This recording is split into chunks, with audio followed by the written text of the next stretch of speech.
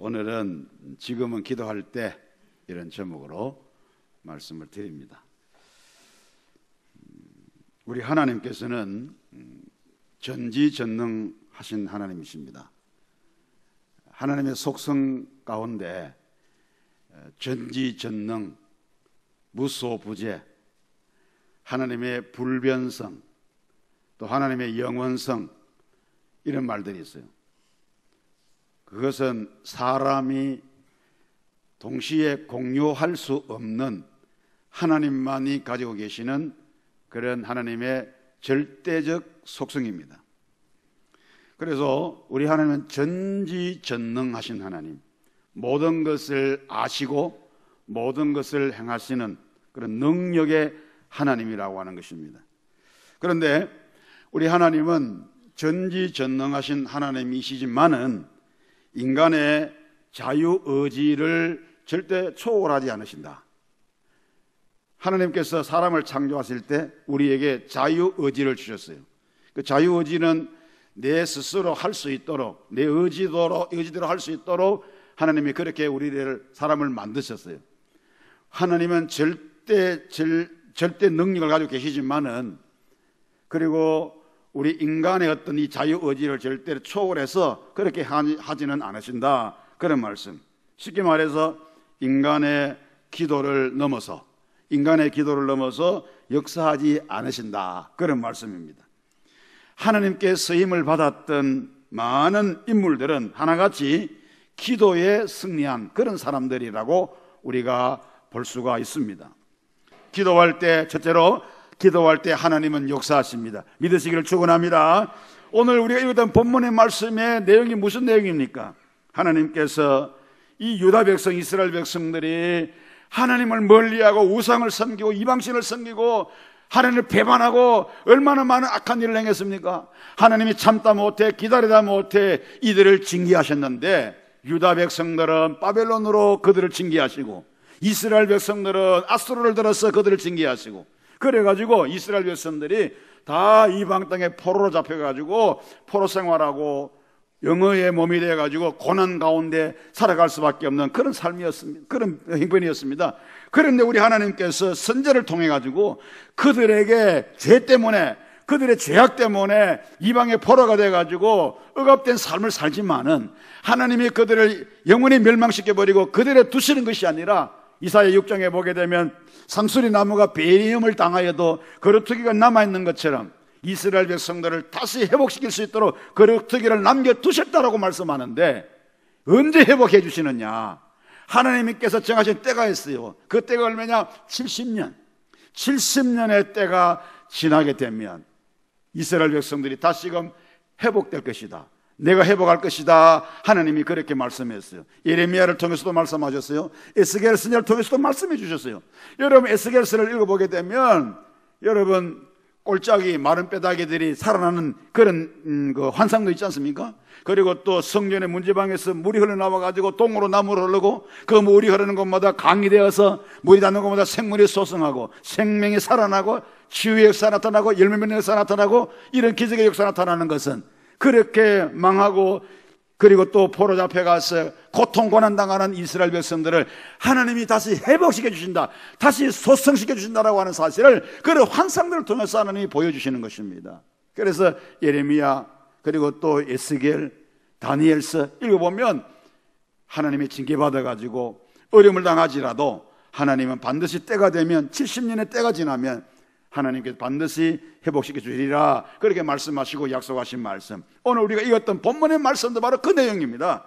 그런데 문제가 뭐냐면, 이것이 실제적으로 이루어지기 위해서 하나님께서 70년이라고 하는 때를 정하시고 70년이 되고 나면 회복시켜 주신다고 말씀을 하셨지만은, 그런데 이것이 실제적으로 이루어지기 위해서 너희가 나에게 기도해야 한다, 이렇게 말씀했어요. 다니엘이 이 말씀을 읽을 때 가슴이 꽂혔어요. 그래가지고 그는 하나님이 70년 되면은 회복시켜 주신다고 했으니까 가만히 있어야 되느냐? 그게 아니고 그래도 너희가 나에게 기도해야 된다라고 하는 이 말씀을 이 다니엘이 읽고 난 다음에 하나님 앞에 엎드려서 자기 나라 민족을 위해서 기도하기 시작했어요. 오늘 37절 말씀이 뭐라고 말합니까? 이렇게 말씀합니다. 주 여호와께서 이같이 말씀하셨느니라. 하나님이 이같이 말씀하셨느니라. 그래도가 무슨 말입니까? 하나님이 70년 기한을 정하셔가지고 70년 후에 돌아온다고 약속하셨을 할지라도 그래도 이스라엘 족속이 이같이 자기들에게 이루어주시기를 나에게 구하여야 할지니라. 내가 그들의 수요를 양떼같이 많아지게 하되, 이렇게 말씀하셨어요. 하나님께서 전지전능하신 하나님이지만은, 그래서 하나님께서 다 때가 되면 다 이루시겠지만은, 그러나 우리가 해야 될 일이 뭘까요? 하나님 앞에 기도해야 된다. 하나님 앞에 기도해야 된다. 오늘 성령은 그렇게 우리에게 말씀을 하고 있습니다. 여기에 바로 기도의 신비가 있는 것입니다. 다윗은 가정 고생 끝에 이스라엘의 통일 왕국을 이룬 것은 얼마나 잘된 일입니까? 그런데 그가 기도하지 않으니까 시험 들었습니다. 무슨 시험 들었습니까? 다른 자기의 부하들은 전부 다 군인들은 일선에 가서 전쟁을 하고 있는데 자기는 편안하게 낮잠 자고 일어나가지고 지붕을 건너다가 뭘 봤습니까? 바세바가 벌거벗고 목욕하는 것을 발견했어요. 그거 보는 순간에 죄악이 거기에 들어왔어요. 사단의 역사였어요. 눈이 안 보이는 게 없어요. 그것밖에 안 보였어요. 그래가지고 바세바를 불러들여가지고 대낮에 그가 이 바세바와 동침을 하고, 결국은 바세바가 잉태를 하고 난 다음에 이거를 숨기기 위해서 전쟁에서 전쟁하고 있는 자기 신하 바세바의 남편 우리아를 불러들여가지고 이 술 먹이고 이렇게 해가지고 취하게 해가지고 집에 돌려보내가지고 아내하고 같이 자도록 만들어서 그 아이가 자기 아이가 아니고 그 우리의 아이로 위장시켜 버리고 이렇게 가정스럽게 덮어버리려고 했지만, 이 충직한 우리아가, 나는 우리 병사들이 전쟁에서 지금 죽어가고 있는데 나 혼자만 편안히 내 집에서 살 수 없다, 이래가지고 안 갔어요. 안 가고 궁중에서 잡은 거야.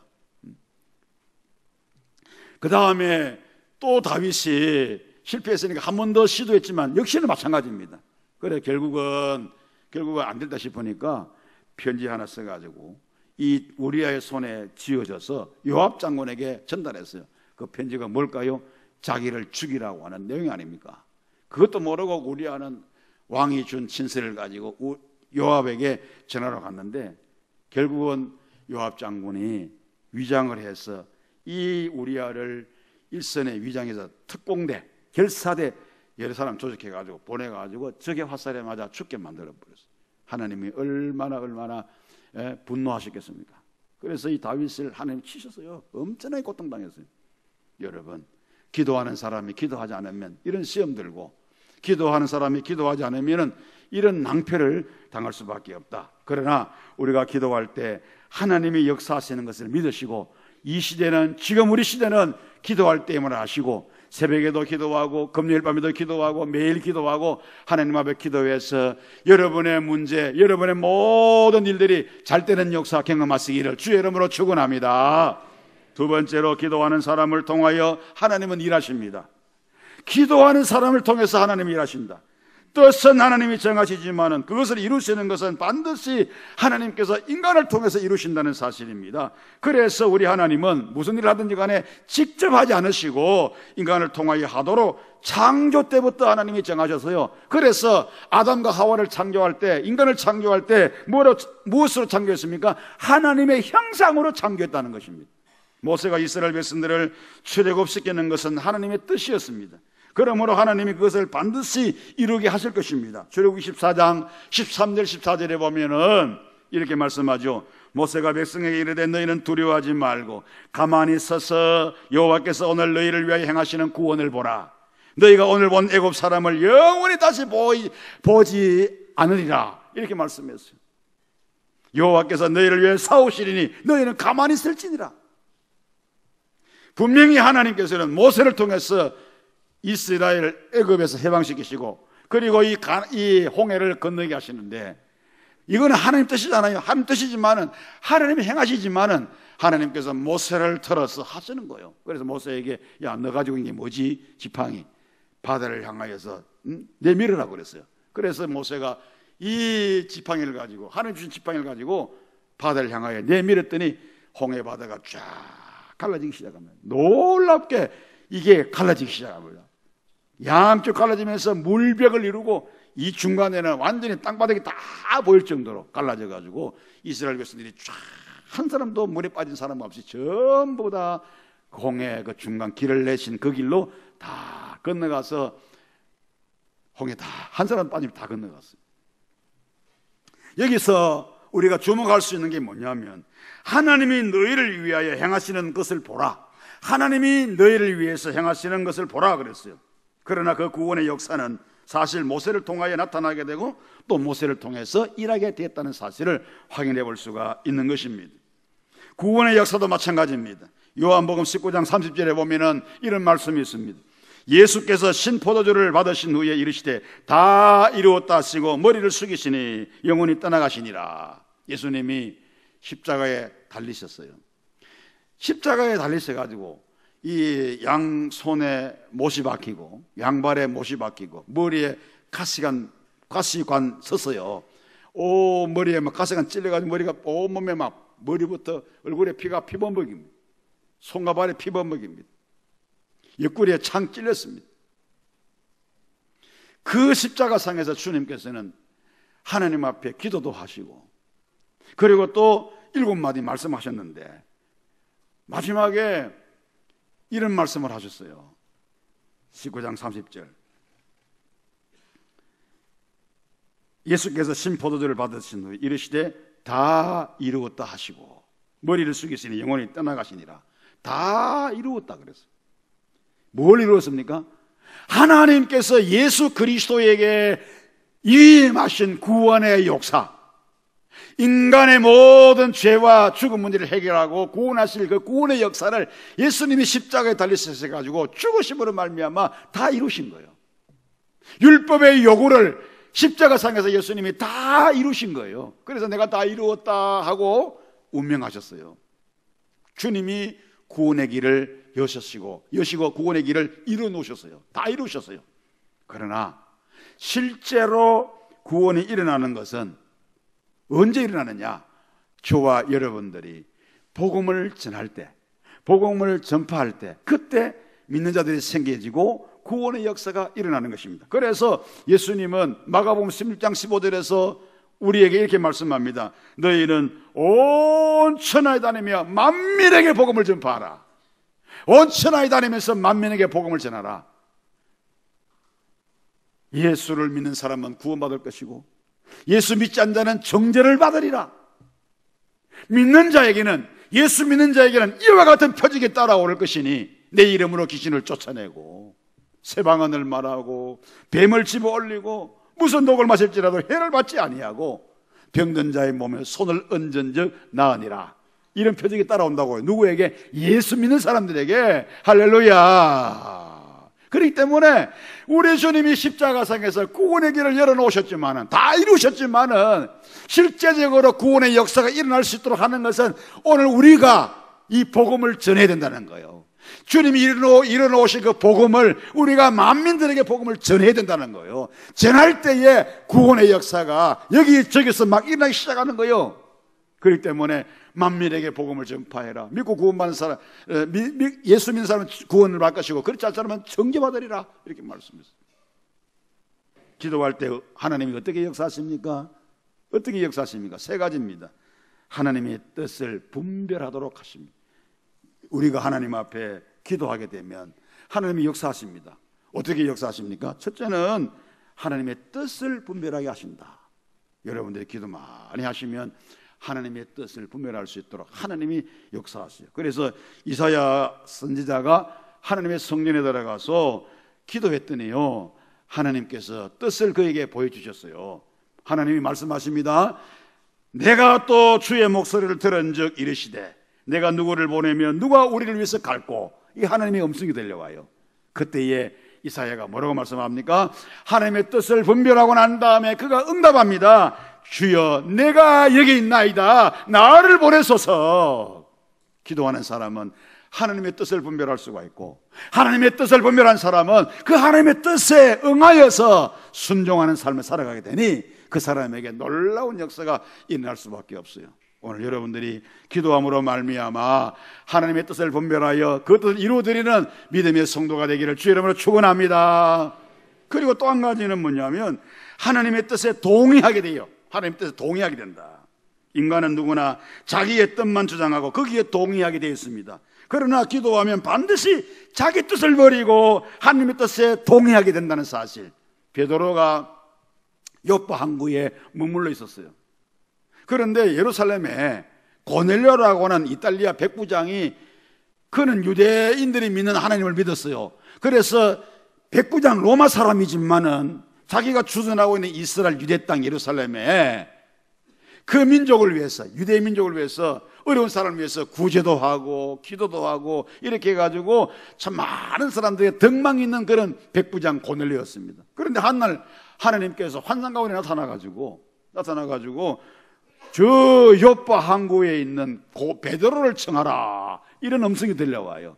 그래가지고 빨리 종을 보내가지고 베드로를 청하러 갔어요. 갔는데 그때에 베드로가 뭘 봤느냐? 기도하는 중에 환상을 봤다니까. 무화상이냐면 하늘에서 4개 기가 달린 보자기가 위에서 내려오는데 그 보자기 안에 뭐가 들려있는 거니까 율법에서 금했던 많은 동물들이, 그러니까 신성하지 못한 금한 동물들이 위에서 내려와요. 유대인들은 그런 동물들을 먹을 수가 없어요. 그런데 하나님께서 그걸 보여주면서 뭐라고 말씀하시는 거니까, 야, 너 잡아 먹으라 그랬어요. 베드로가 깜짝 놀래가지고, 하나님, 이 법에 금한, 율법에 금한 이것을 내가 어찌 먹을 수 있나이까? 먹을 수 없나이다 그랬어요. 그랬더니 하나님이 말씀합니다. 야, 내가 정하다고 했는데 왜 네가 부정하다 하냐? 먹으라. 또 내려와요. 그래가지고 이게 무슨 뜻이지? 왜 하나님에게 이런 걸 보여주시지? 하고 곰곰이 기도하면서 묵상하고 있는데 똑똑똑 두드려요. 고넬료가 보낸 하인 둘이가 왔어요. 누구요? 우리 백부장 고넬료 주인님이 보냈다고. 베드로 선생님 우리 주인 집에 초청합니다. 그래요. 그래가지고 하나님이 보내신 사자인 줄 알고 그날 밤에 거기 유하고 그 다음날에 고넬료 집에 갔어요. 갔더니 이 고넬료가 자기 집안의 친척들, 친구들 다 불러 모아가지고 베드로를 기다리고 있어요. 베드로 거기 가가지고 주의 말씀을 증거했어요. 주의 말씀 증거했더니요, 위에서 뭐가 내려와요? 성령이 강림했어요. 여러분, 사도행전 2장에 오순절에 성령 강림했죠. 그때 누가 성령 받았어요? 유대인들이 다 성령 받았어요. 그때 성령 받고 난 다음에 예수 다 믿었는데, 그렇지만은 그들의 머릿속에 뭐냐면 이 성령은 유대인들에게만 내린다고 생각했어요. 그래가지고 사도들도 이방인들에게는 복음 전하지 않았어요. 그래서 하나님이 이 관념, 이 고정관념을 깨버리려고, 복음은 만민에게 증거되어야 되는데 어찌 유대인들에게만 전하단 말이에요. 그래서 하나님께서 이 고넬료 백부장에게 역사하십니다. 베드로를 보내서 말씀 전할 때 위에서 성령이 비둘기 내리고 방언도 하게 되고 기적이 났잖아요. 그걸 누가 봤어요? 베드로가 눈으로 다 봤어요. 함께 온 그 하인들 다 봤어요. 그래서 베드로가 그걸 인정을 하고 이방인들에게도 성령 내린다, 자기들에게 똑같이 내린 성령이 자기들에게도 이방인들 내린다는 사실을 확신하고 난 다음에 예루살렘 총회에 가가지고 이 사실을 얘기했더니 믿지를 못했어요. 베드로가 나서서 이야기합니다. 여러분들이요, 우리에게 임한 성령께서 이방인들에게도 똑같이 내리는 것을 내가 목격했나이다. 그래가지고 예루살렘 총회가 그때부터 이방인들에게도 복음 전하게 됐어요. 그래가지고 그 다음에 9장에서 이미 불렀던 사울을 10장에서 고넬료를 통하여서 성령 강림하는 거 보여주시고, 그때부터 미리 부르셨던 이 사울을 하나님이 들으셔가지고 이방인들에게 복음을 전하도록 그렇게 크게 들어 사용했잖아요. 사랑하는 성도 여러분, 우리가 기도하게 되면 내 뜻을 버리게 되고 하나님의 뜻에 동의하게 되는 이런 놀라운 역사가 일어납니다. 세 번째, 기도하게 되면 하나님의 뜻을 행하도록 우리 하나님께서 힘을 주신다라고 하는 이 놀라운 사실입니다. 에스더서에 보면은 하만이 모르드게와 유다 민족을 죽여버리려고 흉계를 꾸몄지 않습니까? 그런데 이 모르드게가 힘이 약하니까 어떻게 할 수 없어요. 그런데 그의 사촌 누이가 에스더가 아수에로 왕의 왕비가 돼가지고 수상궁에 들어가 있잖아요. 그래서 사람을 보내가지고 에스더에게 말합니다. 네가 왕후가 된 것은 이때를 위해서인가 아니겠는가? 네가 만일에 하나님께 기도하고 네가 만일에 왕에게 나가서 이 일을 얘기하지 않으면 하나님은 반드시 다른 사람을 통해서 우리 민족을 구원할 것이고 너는 망할 것이지만은 네가 네 말을 듣고 왕에 가서 얘기하면 하나님이 너를 들어서 사용할 거라고. 그래서 에스더가 그 말을 듣고 난 다음에 곤란한 점이 많았어요. 그렇지만은 내가 죽으면 죽으리다. 내가 3일 동안 내 신을 들어서 금식 기도하고 내가 왕에게 나아갈 테니까 당신도 돌아가서 우리 민족과 함께 나를 위해서 3일 동안 먹지 않고 금식하고 기도해달라고. 알았다고. 그래가지고 모르드게가 돌아가서 자기 민족 유다 민족과 3일 동안 먹지 않고 금식 기도합니다. 에스더도 3일 동안 자기 신들과 함께 먹지 않고 3일 동안 금식 기도하고 난 다음에 자기 왕에게 나아갑니다. 아수에로 왕에게 나아갑니다. 그 시대, 그 나라의 법은 왕이 부르지도 않았는데 만일 왕 앞에 나아가서 아련을 합니다. 그때 왕이 허락하면 그 사람은 살 수 있지만 안 그러면 죽습니다. 거부하면 죽어버려요. 엄청나잖아요. 그러니까 에스더가 왕후지만은 석 달 동안 왕이 그를 부르지 않았어요. 왕 앞에 가보지를 못해서 석 달 동안. 그런데 호출도 안 하는데 나가면 어떻게 돼요? 50대 50. 살고 죽는 거 50대 50입니다. 그러니까 에스더가 말했어요. 내가 금식하고 난 다음에 내가 나가겠다. 그래서 죽으면 내가 죽을 것이다. 이런 결사진 각오를 가지고 왕 앞에 나아갔더니 금식하고 갔더니 하나님이요 그 아하수에로 왕을 완전히 변화시킵니다. 석 달 동안 왕비를 못 봤는데 왕후 에스더를 보는 순간에 눈이 뿅 돌아가 버렸어요. 너무 아름답고 뭐 좋아가지고. 이게 그의 마음이겠어요. 하나님이 그 마음을 변화시키잖아요. 에스더를 보는 순간에 너무 좋아가 아름다웠어. 왕후에게 금호를 내밉니다. 금호는 뭡니까? 왕이 가지고 지팡이 금호를 내밀 왕후여 잡아라. 그래가 왕후가 가서 탁 잡고 가까이 왔어요. 너무너무 좋아가지고 왕후여 당신 내게 뭘 원하는지 구해라. 나 뭘 원하는지 얘기해라. 그러면 내 나라 절반이라도 내가 당신에게 줄 테니까 얘기해라. 얼마나 좋아요. 그래가지고 자기 왕을 위해서 자기를 위해서 장치를 베풀게 해달라고. 장치 베풀 때 하만도 청하고 다 해가지고 이렇게 해서 결국은 모르드게도 살아나고 그 다음에 하만이 모르드게를 죽이려고 달아나왔던 짱대 자기가 달려가지고 죽어버리는. 그리고 유다 민족이 살고 그리고 모르드게도 살고 에스더도 살고 다 살고 놀라운 역사가 일어났죠. 말씀 정리합니다. 지금은 기도할 때입니다. 기도할 때 하나님은 역사하십니다. 기도하는 사람을 통하여 하나님은 일하십니다. 기도할 때 하나님은 어떻게 역사하십니까? 뜻을 분별하게 하시고 뜻에 동의하게 하시고 하나님의 뜻을 분별하게 하시고 하나님의 뜻에 동의하게 하시고 하나님의 뜻을 이룰 수 있도록 힘을 다해 주신다라고 하는 거. 이 사실을 마음에 기억하시고 여러분들 잃어버렸던 기도 생활 다시 회복하고 지금은 기도할 때인 것을 기억하고 열심히 기도하여서 하나님의 역사를 경험하는 우리 모두가 되기를 주의 이름으로 축원합니다.